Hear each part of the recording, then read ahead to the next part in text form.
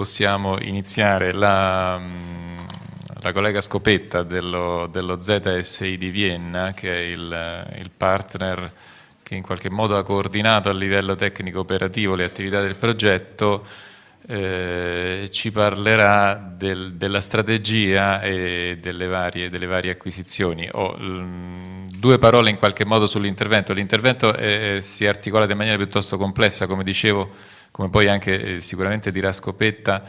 Ha coinvolto 13 organizzazioni partner più altre organizzazioni di supporto esterno in 8 paesi dell'Europa centrale, fra cui l'Italia. Noi siamo stati l'unico partner italiano coinvolto.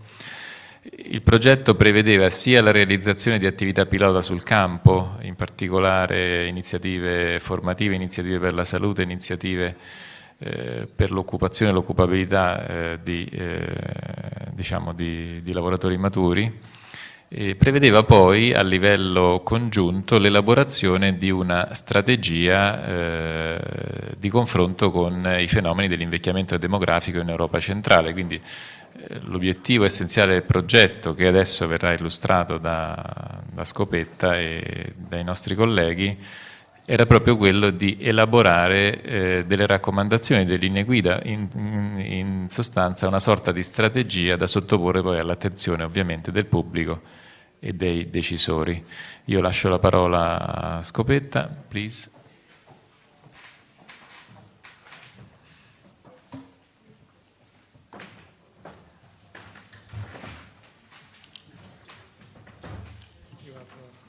Oh, we use that one. Okay, dear Chairman, dear ladies and gentlemen, dear colleagues from abroad Europe, and of course dear Italian colleagues who invited us, especially thanks to ISFOL for inviting us here to Rome to share our experience which we have gained during the 3 years project with you. I think this is the main aim of the last conference which we have on our CE Aging project, and we already have heard from the colleagues in the first round of the discussion what the project, at least which policy areas it is touching. We heard about, when you just remember what has been said just before, about family as being a very important area. We heard about discrimination as a very important policy field.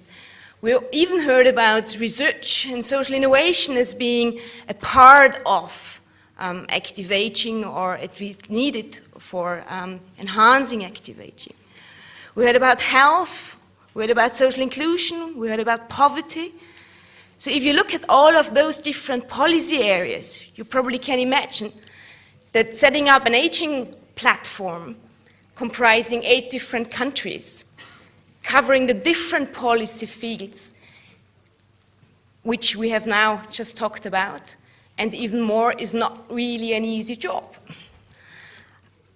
We tried to do our best to set up a strategy, and this is now the first input from this round, to get an idea on what is the strategy about, where we tried to look at active aging horizontally, meaning that we really tried to cover different policy areas, all involved in active aging.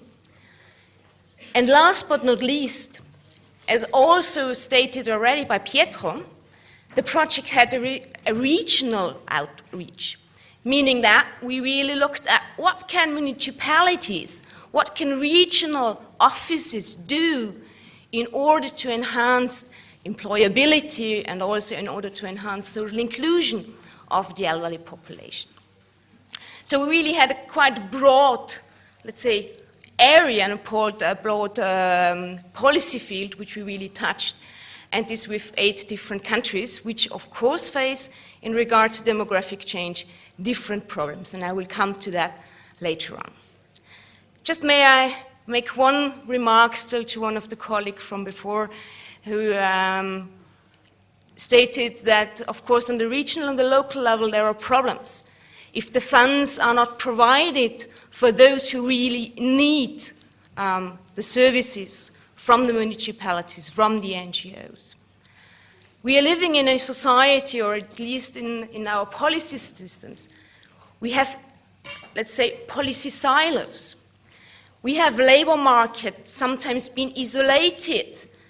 We have regional development being isolated in terms of looking at the problems on the ground. Those policies are interlinked, but the channels through which the fundings go through which the different policy actors are involved, are isolated. And this, to my regard, is, I think, one of the big challenges Europe will face in 2020 if we want to reach the targets from the EU 2020 strategy. We cannot just look at isolated policy fields. We have to really combine the different policy lines and try to also look it from different perspectives. This is now stated very easily, but if you are on the ground, working as an NGO, as enterprise, as different actor, trying to combine the different policy strategies, different policy lines, you face quite a lot of challenges. And I think this is one of the most important issues for us, for the future structural fund period, to try to really enable NGOs, enable the local level to being able to use the different funds and to use the different possibilities in order to make the best for the people who are in need.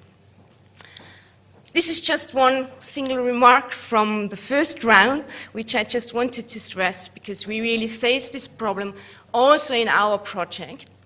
And I luckily heard that there is an interest from the side, at least of the Austrian Ministry, to continue the project. And may I state, I think, on behalf of the whole Central European Aging Platform, yes, we indeed would like to take this challenge, if we may, be able to continue our work in terms of active aging, because there is still so much to be done on the local level and the regional level that there is really a need to continue. As said, we had been 8 countries. We cover municipalities which are small.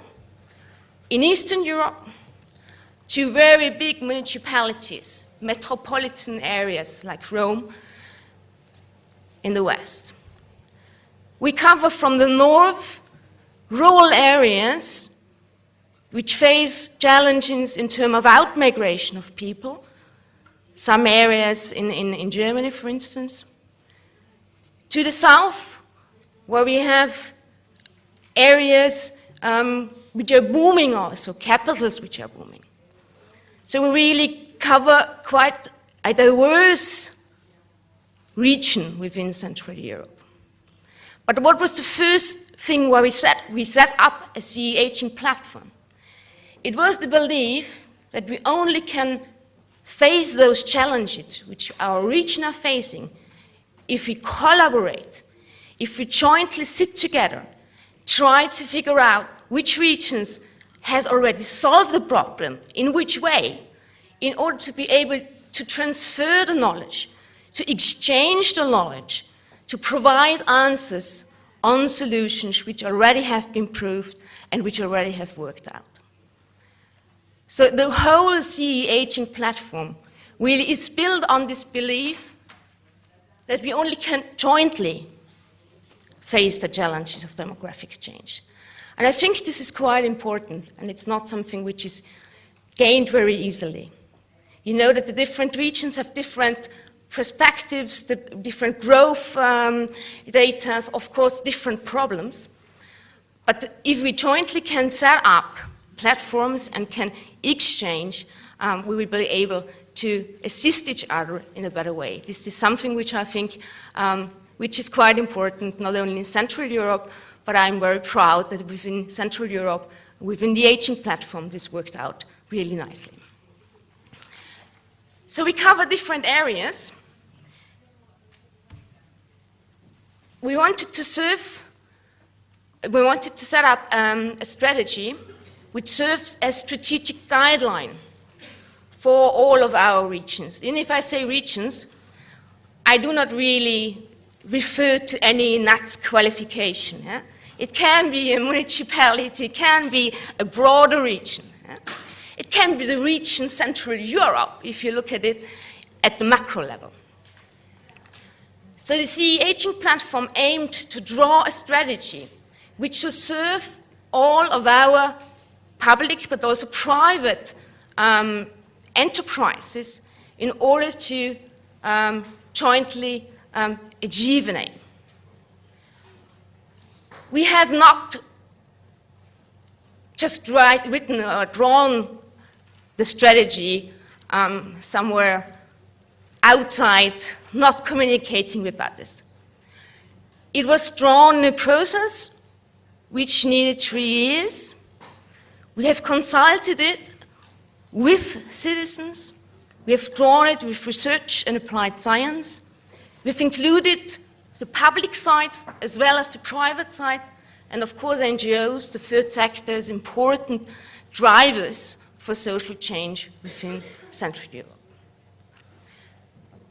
As stated, it covers a quite diverse policy areas. It covers from health to labor market participation to regional development, many policy areas. Because also this is something important, and I stated at the beginning, we believe that only if we get out of those policy silos, we can really contribute to change. Of course, it aims to minimize negative effects on demographic change in the CE regions. And it was, as already stated, developed together with actors in the CE region. The recommendations which are drawn really link those policies horizontally. But what, of course, is needed is that this strategy is not just a paper which is then, after you edit, put away. It must be filled with life, and this can only be done if there are coordinated actions and coordinated changes.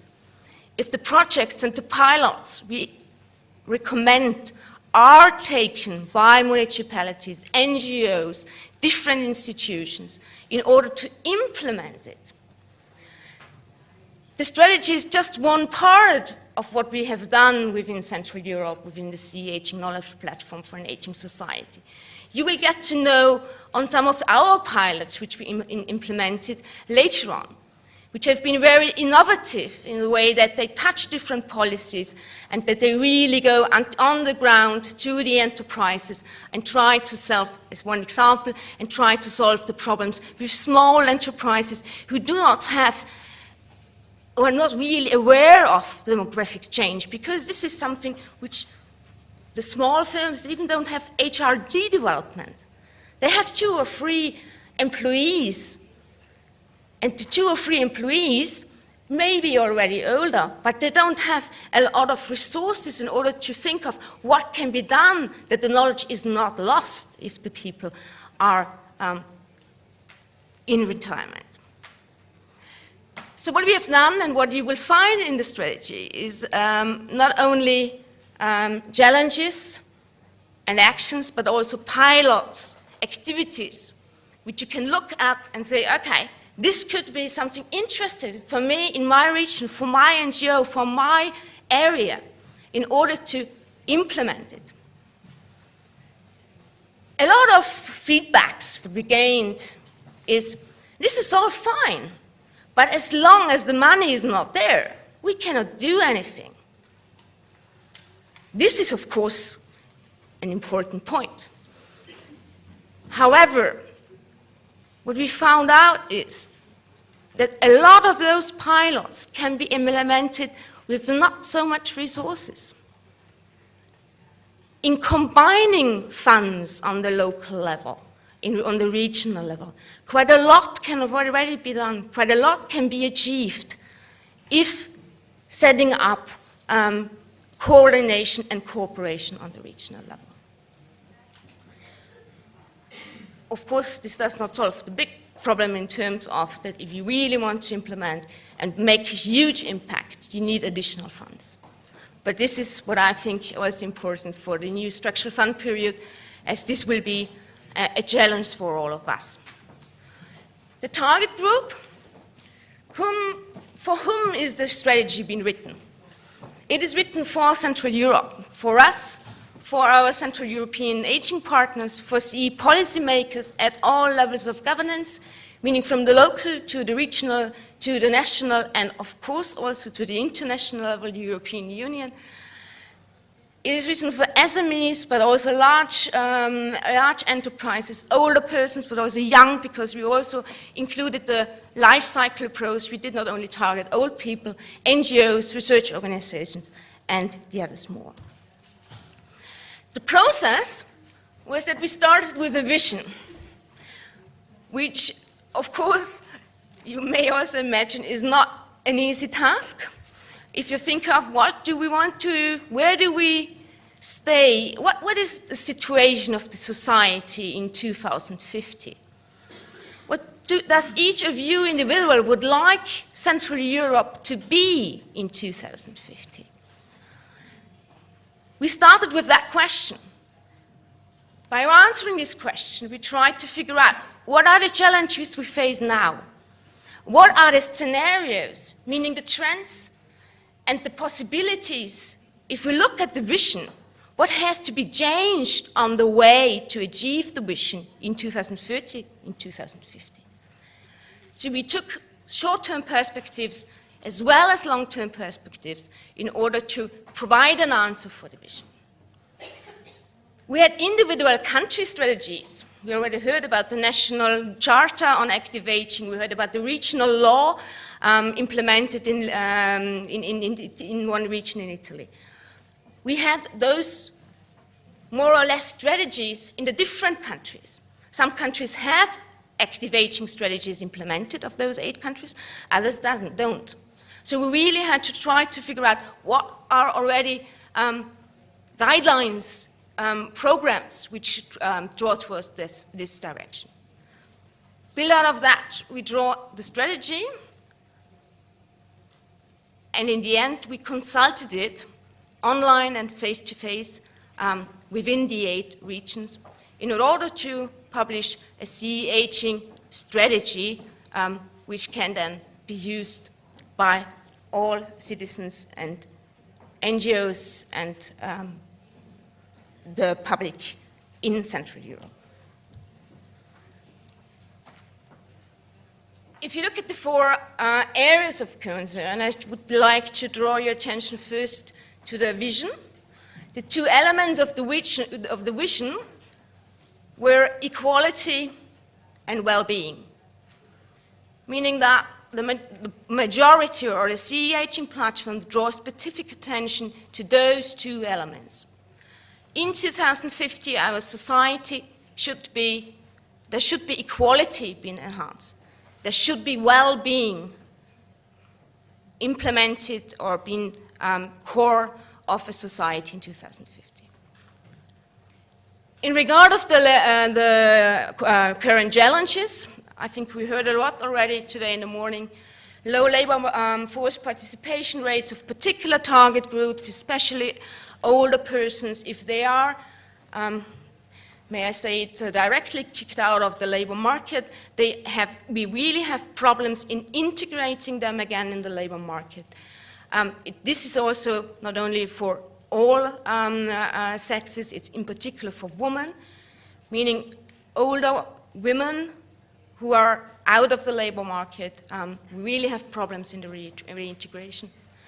Those persons do then face social inclusion, they face also poverty. The poverty rates are rising, as you may know, within the European Union.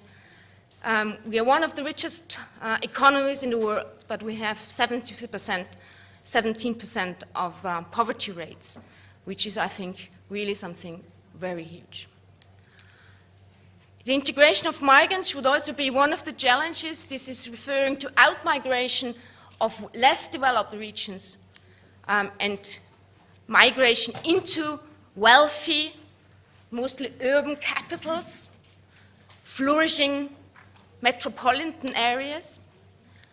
Family structures which are changing. Maybe I just want to add something to the colleague from I think it was the ministry or at least the council. The family structures, of course, are changing, and families is also one of our core in the Central European Aging Platform. But we should still also draw our attention to the fact that we are not anymore living in family structures where family is the only net. There are also friendships, relationships between friends getting more and more important in regard to assistance is provided. Health and social care, I think I don't have to say anything more about that. We heard a lot from the colleague from Rome, from the municipality in this respect. And the pension systems, maybe just one sentence about that. All of you are aware that our policy systems have to adapt to the demographic change. If we get much more people in retirement, this is of course touching the problems also on funding the retirement and the pension systems. So there is a need of change in regard of that aspect in all European Union countries.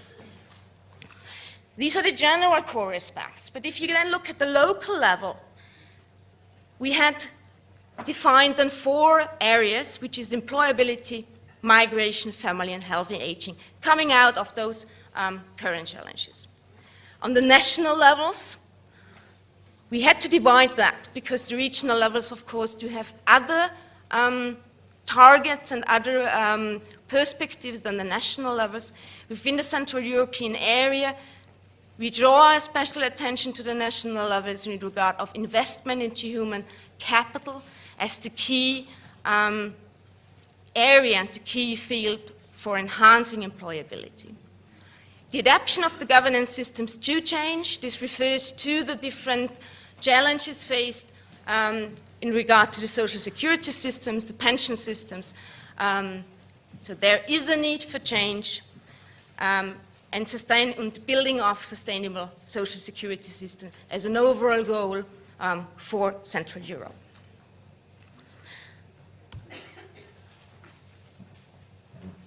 Employability, I think I do not have to repeat what we already have said, is key for labor force participation, and for employability, investment in human capital is one of the key issues. For migration, there is a need for courageous migration policies, active migration policies into our societies, and this is one of the central recommendations.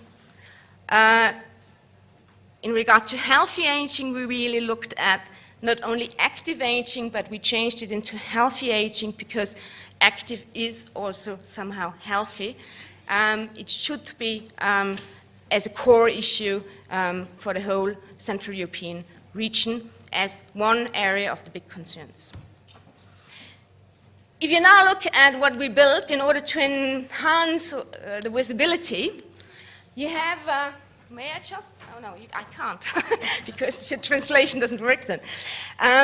If you look at the x-axis, you have those 4 areas of concern: employability, migration, family, and healthy aging. If you look at the y-axis, we divided the regions into 3 main areas which face similar challenges, which is rural Western Central Europe areas, rural Eastern Central European areas, and the urban areas, the conglomerates. These are the 3 different areas where we build our challenges, actions, and pilot actions and best practices. So if you're now from a region, I don't know, let's say somewhere in southern Italy, coming from a rural area, you can look up what our Central European Aging Platform would say which challenges you will face or you're already facing. Of course, this is on a more general level now, but it assists already in terms of what needs to be done, what actions need to be done in order to provide answers to those challenges. And the last one, the best practices, are examples for municipalities where they can say, okay, those areas face similar problems, similar challenges, they have solved it via this and this best practice. Maybe this is a best practice which I also could think of implementing it in my region.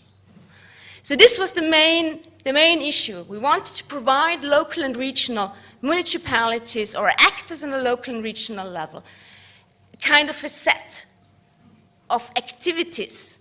They are easily handleable and can be implemented on the local and regional level. So we find all those answers within the Central European Aging Strategy in the form of this kind of cube. It's a kind of orientation which provides you a line through the whole Central European Aging Strategy.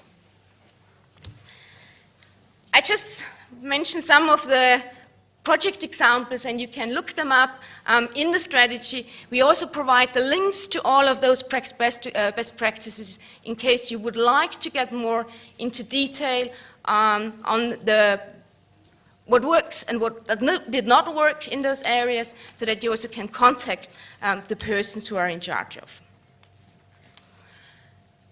I'm coming to an end now, but just would like to draw your attention to the core aspects of the strategy again.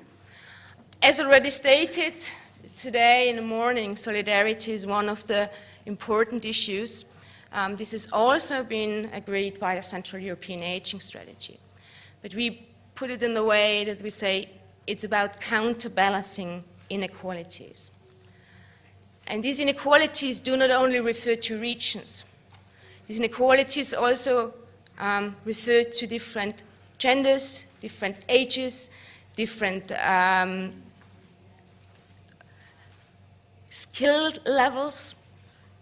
So what is really a need in Central Europe is counterbalancing those inequalities. The adaptation of the governance systems to change, we do see an urgent need for the change of the governance systems in order to build a vision of well-being and equality in 2020. We do really see a very important need to focus on human invest in human capital and invest in human capital. This includes education at all stages and all ages, meaning that we start with early school and we continue with vocational training. This is something which is, I think, key for employability and also key for social inclusion. And last but not least, making work-life balance happen. We discussed quite a lot about how this really can happen. We provided some of the answers how it maybe happen, but we have to adapt the work environment also to the capabilities and the need of the workers. This also includes flexibility and also time, flexibility in times and in working schemes. I think this was one of the last slides now. It was not, it's just one more. And this is to give you an idea on the consultation. As stated at the beginning, we consulted the strategy within Central Europe online and face-to-face with different ministries and different regions. And these are just some of the, let's say, highlights of the feedback from citizens. Excellent, the strategy is good, major areas are well defined, covering all important issues. It's a good basis to be developed even into a European strategy, and it's a real reference point. I would like to conclude with this positive feedback in terms of asking you for taking the strategy, looking it up on the www.ceaging.eu,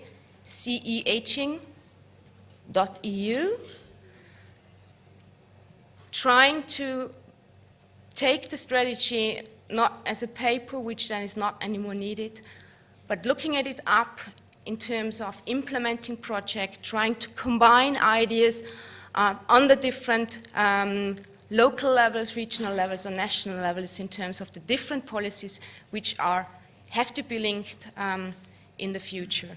And I may say also thank you very much for your contributions to the strategy, because I know that quite a lot of you already contributed during this stage. I hope that we can really build up a joint Central Europe, which will be then characterized by well-being and equality if we really join forces and continue our cooperation in future. Thank you very much.